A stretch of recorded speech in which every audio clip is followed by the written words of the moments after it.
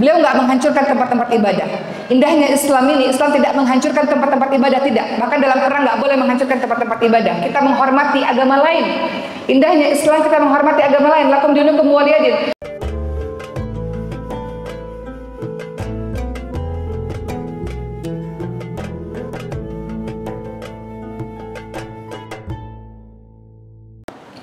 Kalau ada orang bercerita sesuatu, sebagian orang ada percaya, ada nggak percaya. Apalagi kejadian ini kejadian yang ghaib, yang tidak bisa dipikir oleh akal manusia. Maka apa yang terjadi ketika peristiwa Isra Mi'raj itu usai? Di pagi harinya Rasulullah SAW merasa khawatir karena Rasulullah merasa orang-orang mungkin saja tak percaya dengan kisah ini. Namun kisah ini harus diceritakan. Maka dalam keadaan seperti ini Rasulullah SAW dihampiri oleh Abu Jahal. Abu Jahal, bapak kebodohan. Kenapa disebut bapak kebodohan? Sebenarnya Abu Jahal adalah orang yang dermawan, orang yang luar biasa kebaikannya. Hanya saja karena Abu Jahal mendengar Rasulullah SAW membaca ayat-ayat dan tidak mau mempercayai Rasulullah adalah Rasulnya Allah, maka disebut sebagai Abu Jahal karena menolak kebenaran. Kebodohannya disematkan untuk namanya dikarenakan dia menolak kebenaran. Maka Nabi Muhammad SAW menceritakan kisah ini kepada Abu Jahal. Mendengar penuturan Rasulullah SAW, maka spontan Abu Jahal meyakini bahwa Rasulullah SAW telah berdusta. Abu Jahal tentu saja tidak percaya. Namun penolakan Abu Jahal ini yang ia ucapkan kepada Nabi membuat ia menyusun strategi. Abu Jahal ingin orang-orang Makkah ini mendengar kisah dustanya Rasulullah SAW agar orang-orang semakin membenci Rasulullah SAW. Maka Abu Jahal mengatakan, bagaimana pendapatmu wahai Muhammad jika aku memanggil kaummu, jika aku memanggil orang-orang untuk mendengarkan kisah ini? Maka orang-orang dikumpulkan di pagi hari itu untuk mendengarkan Rasulullah SAW bercerita tentang peristiwa Isra Mi'raj. Tentu saja ketika Rasulullah SAW bercerita, sebagian besar orang tak percaya dengan kisah itu. Orang-orang menuju ke Baitul Maqdis Palestina membutuhkan waktu berbulan-bulan. Bagaimana mungkin seorang yang bernama Muhammad bisa dalam satu malam menuju ke langit? Tentu ini merupakan cerita dusta. Sebagian orang tak percaya, sebagian orang terheran-heran, sebagian orang ingin mengetes, betul tidak bahwa Muhammad pergi menuju ke Palestina? Apa yang mereka tanyakan? Di antara mereka ada yang pernah pergi ke Masjidil Aqsa. Lalu mereka bertanya kepada Rasulullah SAW, bagaimana keadaan Baitul Maqdis, bagaimana keadaan Palestina sana, bagaimana keadaan Al-Aqsa, ceritakan kepada kami. Lalu Allah Subhanahu wa taala mengangkat masjid itu seolah-olah berada di hadapan Rasulullah SAW sehingga Rasulullah bisa melihat dengan jelas dan menceritakan sifat-sifat dari Al-Aqsa, sehingga orang-orang mengatakan keterangannya benar, keterangan Muhammad benar. Bagaimana dia menceritakan detail? Kalau dia tak pernah pergi ke sana, tentu dia tidak bisa menceritakan detail apa yang ada di Al-Aqsa. Namun Rasulullah SAW bisa menceritakan secara detail apa yang ada di Al-Aqsa tersebut. Lalu sebagian orang-orang pada akhirnya percaya, sebagian orang-orang masih mengingkari karena dalam waktu satu malam mustahil, orang-orang sulit untuk percaya. Namun orang-orang bingung pada masa itu, tapi Muhammad ini bisa menjelaskan keadaan Al-Aqsa. Dalam perjalanan Muhammad tahu siapa yang berada dalam perjalanan menuju ke Baitul Maqdis Palestina. Ia bisa menjelaskannya dengan sangat luar biasa, sehingga sebagian orang murtad, sebagian orang beriman kepada Rasulullah SAW. Berbeda dengan Sayyidina Abu Bakar As-Siddiq radhiyallahu anhu. Sayyidina Abu Bakar As-Siddiq radhiyallahu anhu begitu diberitahu peristiwa ini, maka beliau mengatakan, demi Allah, jika benar Rasulullah SAW mengatakannya, maka dia benar. Apa yang membuat kalian heran? Demi Allah, sesungguhnya Muhammad memberitahukan kepadaku bahwa wahyu telah turun kepadanya dari langit ke bumi saat malam atau siang hari. Tentu aku akan percaya. Sayyidina Abu Bakar digelari As-Siddiq. Kenapa? Percaya, 100% percaya sejak awal kepada Nabi Muhammad SAW. Begitulah peristiwa singkat tentang Isra Mi'raj. Isra Mi'raj adalah perjalanan ruh dan jasad Nabi Muhammad SAW, walaupun terjadi perbedaan pendapat, berangkat menuju ke Palestina dan menuju ke Sidratul Muntaha. Ini peristiwa yang kita bayangkan hal ini terjadi, dan kemudian pada akhirnya kita sampai pada kesimpulan berarti Masjidil Aqsa Palestina adalah masjid yang harus kita cintai, yang harus kita perhatikan, karena di dalamnya terdapat sejarah bagaimana Rasulullah SAW transit sebelum menuju ke Sidratul Muntaha. Izinkan saya sebelum bercerita banyak tentang sholat. Semalam saya bercerita tentang sholat. Saya ingin cerita lagi tentang sholat. Tapi saya ingin menekankan pada bapak dan ibu sekalian tentang keutamaan Masjidil Aqsa. Alhamdulillah 1 tahun 3 bulan perang yang terjadi di Gaza Palestina sana sudah berhenti. Saat ini terjadi gencatan senjata.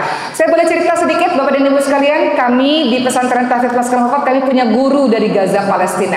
1 bulan sebelum terjadinya perang, beliau datang ke Indonesia untuk mengajar Al-Quran di Indonesia. Qadarullah sebulan setelahnya terjadi perang, tiada henti sampai 1 tahun 3 bulan kurang lebih. Seluruh rumah-rumah masjid sekolah hancur. Keluarga beliau tinggalnya di kemah Rafah. Beliau berkata, alhamdulillah aku diizinkan Allah pergi ke Indonesia, karena dengan begitu aku bisa mengirim uang untuk keluargaku yang saat ini berada di Rafah. Karena kalau semua keluarga berada di dalam Palestina, berada di dalam Gaza, siapa yang bisa membantu secara keuangan? Maka saat ini gencatan senjata sudah terjadi, artinya tidak ada lagi perang.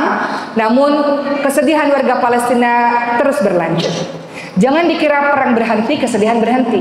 Ibu bayangkan, ketika pulang sudah nggak punya rumah lagi. Semua rata dengan tanah. Saat ini warga Palestina bersedih, bukan bersedih karena diperangi, tapi bersedih karena bagaimana harus membangun kembali semua yang telah hancur. Mereka yang berada di tenda-tenda Rafah, lambat laun satu persatu mulai pulang ke rumah mereka dan membuat tenda kembali di depan rumah mereka. Dan Palestina perlahan-lahan, khususnya Gaza, mulai membangun sedikit demi sedikit. Kesedihan warga Gaza Palestina harusnya menjadi kesedihan kita semua. Sebagian dari mereka mengatakan nggak mau meninggalkan Palestina, nggak mau meninggalkan Gaza. Palestina itu sudah semakin kecil sehingga tersisa sekarang Gaza. Kalau mereka semua meninggalkan Gaza, maka hilanglah Masjidil Aqsa itu di tangan-tangan umat Islam. Mereka adalah garda terdepan untuk menjaga Masjidil Aqsa untuk kita semua. Maka aneh kalau ada umat Islam yang tidak peduli terhadap Palestina. Kalau nggak bisa sedekah, setidaknya engkau mendoakan, angkat tanganmu berdoa untuk saudara-saudaramu yang menjaga masjidmu, yang menjaga masjid kita. Kita nggak susah payah untuk menjaga Palestina dengan pergi ke sana, nggak perlu ke sana.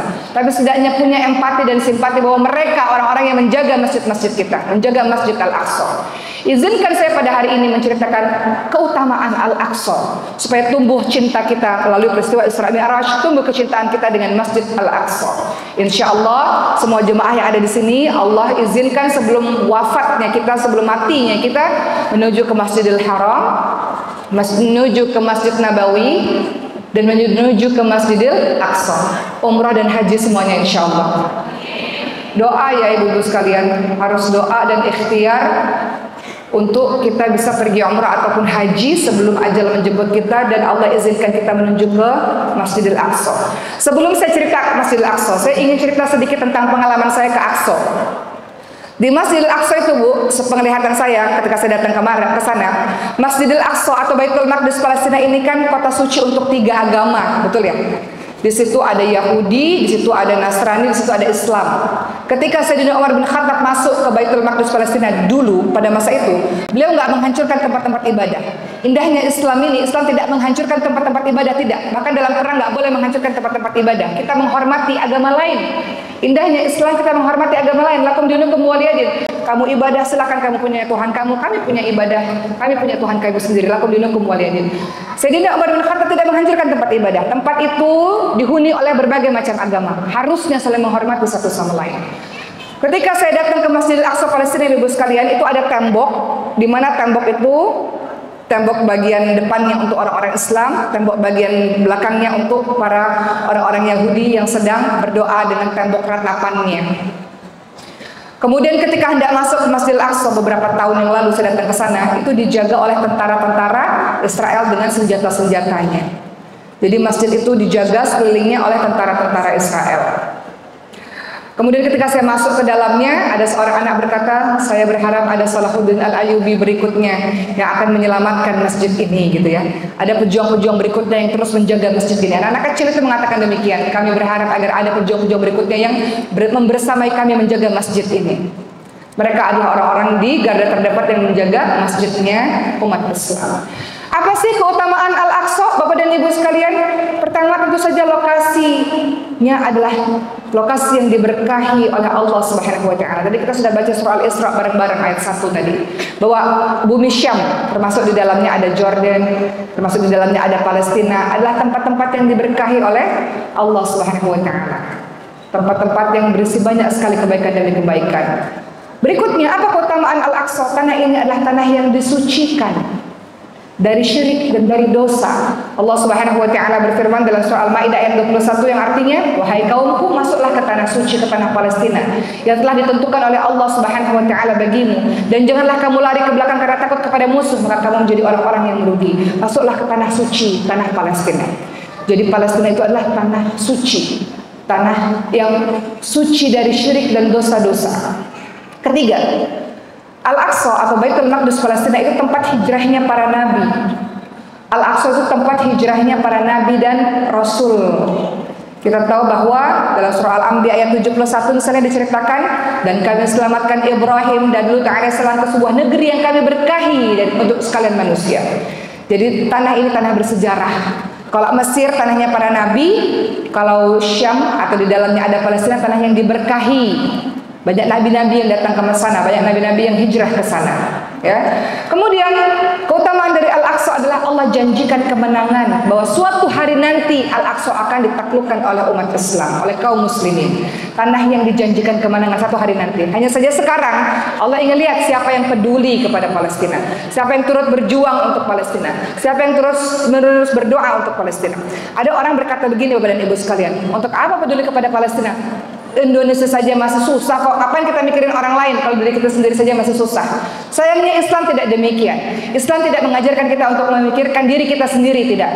Islam mengajarkan kita untuk peduli kepada saudara-saudaramu yang lain.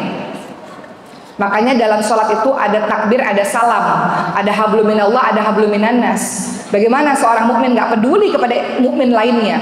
Padahal Rasulullah SAW ingatkan, umat Islam ibarat satu tubuh. Ada satu anggota tubuh yang sakit, semuanya akan terasa sakit. Kita satu badan sakit gigi aja, masalah itu. Betul Bu? Aneh kalau ada orang Islam yang gak peduli dengan saudara sesama Islamnya. Umat Islam kata Rasulullah ibarat ini satu bangunan ini. Dalam masjid ini kenapa bisa berdiri dengan kokoh? Karena ada atap, ada tiang-tiangnya, ada lantainya. Jadi bangunan yang kokoh. Begitu pula umat Islam. Umat Islam bisa kokoh, bisa kuat kalau saling satu, bersatu padu, bukan berpecah belah. Innamal mu'minuna ikhwah, sesungguhnya setiap mukmin adalah bersaudara. Jangan sampai berpecah belah. Sedih Rasulullah SAW kalau mengetahui kita ini berpecah belah. Jangan berpecah belah. Jangan saling mengolok-olok. Saya agak nyambung sedikit. Jangan saling mengolok-olok. Jangan saling mencaci maki. Jangan hanya perbedaan sedikit kemudian kita menyalah-nyalahkan saudara kita. Tidak. Innamal mu'minuna ikhwah. Kita ingin bersatu. Kita ingin bersama. Kita ingin saling peduli satu sama lain. Bersama dengan teman-teman kita di Palestina sana. Ya. Kemudian berikutnya, apa sih keutamaan dari Al-Aqsa, teman-teman sekalian? Rasulullah ingatkan, jangan mengadakan perjalanan kecuali menuju 3 masjid. Masjid apa saja? Masjid Haram, Masjid Nabawi, dan Masjid Al-Aqsa. Berikutnya apa lagi? Al-Aqsa adalah kiblat pertama kita. Terlalu banyak sejarah. Al-Aqsa adalah kiblat pertama kita. Nabi Muhammad SAW pada masa itu sholat menghadap kiblatnya di Masjid Al-Aqsa, kemudian berubah menjadi kiblat ke arah Ka'bah. Kemudian apa lagi? Masjidil Aqsa adalah tempat singgah Rasulullah SAW sebelum menuju ke Sidratul Muntaha. Bisa saja kok Allah meminta Rasulullah dari Mekah menuju ke langit, bisa nggak? Bisa, dari Mekah ke langit. Kenapa Rasulullah SAW diminta untuk singgah dulu ke Masjidil Aqsa, untuk memberitahu kepada kita semua Masjidil Aqsa adalah bagian dari kita semua. Maka ketika kita berdoa, jangan lupa sematkan teman-teman kita di Palestina yang menjadi pejuang-pejuang untuk menjaga masjid kita. Begitu teman-teman sekalian, ya. Masjidil Aqsa adalah masjid kedua yang dibangun di muka bumi ini. Masjid kedua yang dibangun di muka bumi ini. Masjid pertama yang dibangun masjid apa? Masjidil Haram. Masjid pertama yang dibangun di muka bumi ini adalah Masjidil Haram. Kemudian masjid kedua yang dibangun adalah Masjid Al-Aqsa. Masjid Al-Aqsa. Ya, masjid kedua yang dibangun oleh Rasulullah SAW, masjid kedua yang dibangun, dan kemudian di dalamnya ketika kita sholat maka pahalanya sebanding dengan 500 kali sholat. Itu keutamaan dari Masjidil Aqsa. Masjidil Aqsa adalah tempat di mana kita harus memberikan perhatian. Berikutnya, saya masih fokus dengan Al-Aqsa pada hari ini, kemudian saya akan kaitkan dengan sholat di akhirnya. Teman-teman sekalian, ketahuilah kita kembali ke sejarah masa lalu bahwa kenapa harus peduli dengan Al-Aqsa, Masjidil Aqsa, kenapa harus peduli dengan Palestina. Kalau kita mengingat sejarah, selain kita mengingat berbagai macam keutamaan Al-Aqsa, teman-teman ingat bahwa pada saat kita merdeka, pada saat itu Palestina pun merdeka dan negara Indonesia kita itu mengakui, ya. Palestina belum merdeka, mohon maaf. Pada saat itu Indonesia merdeka. Siapa yang mengakui kemerdekaan Indonesia? Yang mengakui kemerdekaan Indonesia adalah teman-teman kita di Palestina. Palestina adalah negara pertama yang mengakui kemerdekaan Indonesia. Maka sudah harusnya kita pun mengatakan yang demikian. Kalau dulu Palestina adalah negara pertama yang mengakui kemerdekaan Indonesia, maka sejatinya pun kita harusnya seperti itu. Ingat teman-teman semua, tidak harus menjadi umat Islam untuk peduli kepada Palestina. Cukup engkau sebagai manusia untuk engkau peduli kepada Palestina, betul? Saya mau tayangin satu video untuk kita tergugah lagi dengan kondisi teman-teman kita di sana. Video di mana semalam sudah saya putar bagaimana ibu yang kehilangan anak-anaknya, mereka semuanya melakukan hal ini, nggak mau pergi dari tanah Palestina sana untuk menjaga Palestina untuk kita semua. Tolong siapkan video panitia supaya kita kembali mengingat kisah orang-orang hebat di Palestina dan kita terinspirasi dengan kisah perjuangan mereka. Begitulah teman-teman semua, kadang-kadang isu-isu tentang Palestina ini kadang-kadang datang, kadang-kadang hilang, kadang-kadang kita sudah sibuk dengan persoalan-persoalan kita, tapi setidaknya kita termasuk orang-orang yang senantiasa ingat dengan keadaan Muslim di sana, insya Allah. Tadi saya sempat mengatakan tidak hanya tentang Aqsa atau Palestina saja yang ingin saya bahas pada hari ini. Saya mau bahas sedikit tentang bagaimana sholat menjadi kekuatan bagi kita, karena terkait dengan peristiwa Isra Mi'raj tadi. Sholat menjadi kekuatan bagi orang-orang Palestina, sholat menjadi kekuatan bagi kita semua. Di dalam sholat ada bacaan-bacaan Quran yang kita baca dan membuat kita tegar dalam menghadapi ujian-ujian hidup yang datang silih berganti. Saya ganti tema sedikit boleh? Saya sudah selesai dengan Al-Aqsa, saya sudah selesai dengan Palestina, sudah selesai dengan Isra Mi'raj. Saya mau kaitkan semua ini setelah tadi kita sudah bahas sholat, juga semalam saya sudah bahas tentang Quran sebetulnya. Mereka kuat karena mereka punya Quran. Quran menjadi asyifa, menjadi obat bagi mereka. Namun saya kaitkan persoalan kali ini dengan teman-teman kita di Palestina menghadapi ujian yang dahsyat luar biasa, namun mereka bertahan, tidak mati ketika tubuhnya masih ada, masih melanjutkan kehidupan. Saya ingin kaitkan tema kali ini dengan Bapak dan Ibu, kita semua juga dalam kehidupan kita banyak ujian-ujian datang silih berganti. Momentum Isra Mi'raj sama seperti Nabi Muhammad SAW, banyak datang ujian silih berganti. Namun beliau kuat tegar karena beliau tahu bahwa beliau bersama dengan Allah Subhanahu wa taala. Saya ingin kaitkan itu dengan persoalan kita pada hari ini.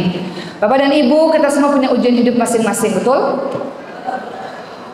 Saya juga begitu, punya ujian hidupnya masing-masing. Tiba-tiba dilukai, tiba-tiba mungkin Allah alam dikhianati dan sebagainya. Karena engkau terlalu cinta kepada makhluk, nggak ada ruang hatimu untuk cinta kepada Allah dan cinta kepada Rasulnya. Engkau terlalu cinta pada anak,